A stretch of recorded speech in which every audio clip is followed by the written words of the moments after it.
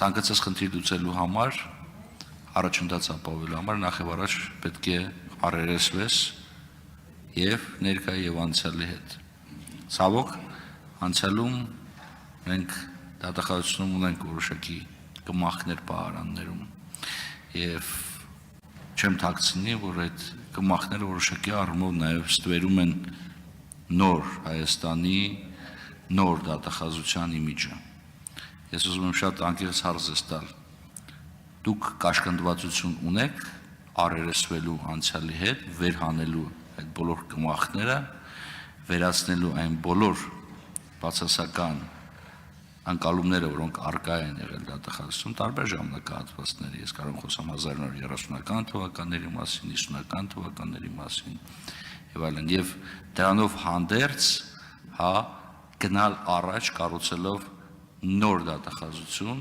նոր Հայաստանի համար, որը ըստ էության կամփոփի այն լավը, որը կուտակվել է այդ տարիների ընթացքում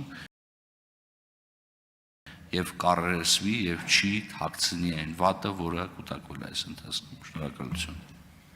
Շնորհակալ եմ հարցի համար։ Պրոբլեմը ցանկացած հարց քննարկելու համար պետք է առերեսվես հարցի հետ։ Եթե չես ուզում տեսնել քեզ համար անցանկալին, սխալվելու հավանականությունը շատ մեծ է։ Ես հասկանում եմ ձեր հարցի եւ ուղիղ տեքստը եւ ենթատեքստը։ Չեմ վախենում, եթե հարցինի պատասխան դա ձեզ կբավարարի, որովհետև չեմ վախենում ոչ թե որովհետև չեմ հասկանում, այլ չեմ վախենում, որովհետև կշռադատված որոշում եմ կայացրել եւ ուզում եմ, որ իմ գիտելիքները ծառայեն։ Ես երեք հանձնաժողովին ասացի ինչի եմ այդ քայլին գնում, ես նաև պատմեցի, որ 2 անգամ հրաժարվել եմ նախկինում գլխավոր դատախազությունում բավական բարձր պաշտոններից։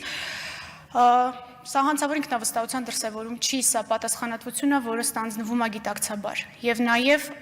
ուզում եմ նշել, որ ցանկացած դեստրուկտիվ մոտեցման ես ինքս դեմ եմ։ Ես չեմ կարծում, որ դեստրուկցիան որևէ նոր բանի կառուցման հիմք է։ Այսինքն, եթե մենք խոսում ենք կմախքներ մաքրելու, կառուցվածքային փոփոխություններ անելու, առաջնահերթություններ դնելու մասով, ապա պետք է լինի շատ հստակ ու շատ կանխատեսելի։ Այսինքն տարբեր տեսակի ստվերային քննարկումների բացակայությամբ, այսինքն հասկանա համակարգը, թե ինչ է պահանջվում համակարգից, հատկապես եթե համակարգը ուղղահայաց է։ Եվ այս առումով ցանկացած process սկսվում է կարիքների գնահատումից, ցանկացած կարիքների գնահատում սկսվում է խնդիրների վերհանումից։ Մինչև դու չես տեսնում խնդիրները, դու չես կարող լուծել այդ խնդիրները։ Եվ այս առումով Պարոն Բագրատյանին պատասխանելով էլ ասացի, որ այստեղ կանգնած չէի լինի։ Եվ սա հանցավոր ինքնավստահության իմ կողմից, հանցավոր ինքնավստահության դրսևորում չի, սա ծառայելու պատրաստակամությունը եւ ցանկացած դեստրուկտիվ վարքագիծ իմ կողմից նաեւ բացառելու խոստումները սուպտի չտամ, բայց ես մեկը տալիս եմ, բացառելու է։ Ցանկացած դեստրուկցիա, որը որ կարող է ստվերի process-ները։ Հուսամ կարողացա պատասխանել ձեզ շատ լայն հարցին։ Համեցեք բան Վարդան։ Իմ Վարդապետյան շարժականք եմ հայեր եթե կարելի է իմ Վարդապետյան շնորհակալություն երկի խորհրդարանը նաև որոշակի հարցադրումների համար է, որոնք սովորական արդիական կյանքում իրավաբանին չի տա, բայց այդուհանդերձ որոշակի մտքեր, որի պատասխանը մենք էլ գիտենք, բայց բարձրաձայնելը չափազանց կարևոր է։ Ոչ ոքի համար գաղտնիք չի, որ մենք ընկերներ ենք, եւ այստեղ ձեզանից ոչ շատ հեռուներ նաև դատական իշխանության մեր ներկայացուցիչները, որոնցից շատերի հետ կրկին ես ընկեր եմ կամ ընկեր եմ իրենց համարում։ Ես ուզում եմ եւս մեկ արձանագրում անենք եւ հրապարակային։ Մեր ընկեր լինելը կամ որևիցե մեկի հետ ընկեր լինելը որևիցե եղանակով կարող է խոչընդոտել ձեր մասնագիտական պարտականությունների կատարմանը։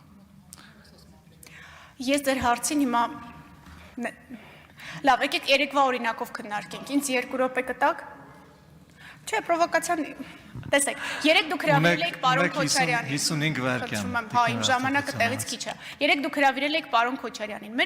Իմ ու պարոն Քոչարյանի ծանոթությունը սուր մասնագիտական բանավեճից է սկսվել։ Ես երեք պարոն Քոչարյանին որ տեսա,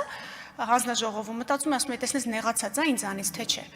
Իմ ընկերները, այդ թվում դուք գիտեք, մենք ինչ մասնագիտական առճակատումներ ենք ունեցել եւ ինձ համար, հա, մենք երեկոյան կարող ենք իրար հետ սրճել, բայց հետո գալ աշխատասենյակ ու դուք Մենք ստանում ենք պետական սահման։ Կա երկու տրամաբանություն։ Տրամաբանություն 1, որ մենք խոսվում է, այդ անվտանգային ճեղքը նախկինում էլ ասել ենք, որ կարող է լրացվել պետական սահման ունենալու դեպքում։ Եվ երբ որ ասում ենք, որ մեր անվտանգությունը պետք է հենվի այդ թվում լեգիտիմության հիմքերի վրա, պետք է հենվի լեգիտիմության հիմքերի վրա։ Լեգիտիմության հիմքերի վրա մենք պետք է ունենանք պետական սահման։ Եվ բնականաբար Հայաստանի Հանրապետության տարածքային ամբողջականությունը պաշտպանելը, վերականգնելը, այդ թվում կառավարության օրակարգում է, չի կարող չլինել կառավարության օրակարգում։ Արձագանք։ Ախր խնդիրը նրանում է, ինչ որ մենք անընդհատ ասում ենք, որ այդ նույն մոտեցումը, այս ձեր կողմից, կառավարության կողմից, սենց այն ինչ որ ասում եք, հա, փոխզիջումային մոտեցումը, չի կիսում մյուս երկիրը։ Դրա համար մենք միշտ կանգնում ենք մի իրավիճակի առջև, երբ լսում ենք, որ Հայաստանից հնչում է Ադրբեջանի տարածքային ամբողջականությունը ճանաչելը, կոնկրետ քառակուսի կիլոմետրներ նշելը, բայց հակառակը չենք ստանում։ Խոսքը նրանում է, որ մենք տալիս ենք անընդհատ, տալիս ենք, այսինքն դուք ձեր իշխանությունը։ Ու դիմացը չենք ստանում, ու հակառակը այն կոչերը, որոնք գալիս է Ադրբեջանից, շատ մտահոգիչ են։ Ու այստեղ, բայց չնայած դրան, մեկը մենք զիջում ենք։ Փոխզիջում իհարկե միշտ փոխզիջման տրամաբանության մեջ շատ բան կարող է լինել, բայց մենք տեսնում ենք, որ դա այդպես չի աշխատում։ Հենց դրանից էլ իմ հարցը առաջացել է։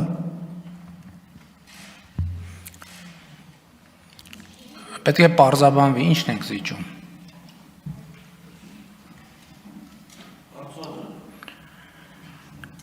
Եվ էլի եմ ասում, չեմ հոգնի ասել, որ սա Հայաստանի Հանրապետությունն է, եւ ես Հայաստանի Հանրապետության վարչապետն եմ, եւ պայմանավորվածությունը, որ արձանագրվել է միջազգային մակարդակում, որ Հայաստանը եւ Ադրբեջանը միմյանց տարածքային ամբողջականությունը պետք է ճանաչեն։ Սա 1991 թվականի Ալմաթայի հռչակագրի հիման վրա Հայաստանի Հանրապետության տարածքի ուրվագիծն է։ Սա Հայաստանի Հանրապետության միջազգայինորեն ճանաչված տարածքն է եւ Հայաստանի Հանրապետությունը չի պատրաստվում որևէ մեկին Հայաստանի Հանրապետության միջազգայինորեն ճանաչված տարածք զիջի։ Ես կարծում եմ, որ սա պետք է շատ հստակ լինի բոլորի համար։ Այո, մենք ասում ենք, որ Հայաստանի Հանրապետության տարածքներ կան, որոնք գտնվում են օկուպացիայի տակ եւ այս ձևակերպմամբ արդեն ակնհայտ է, որ Հայաստանի Հանրապետության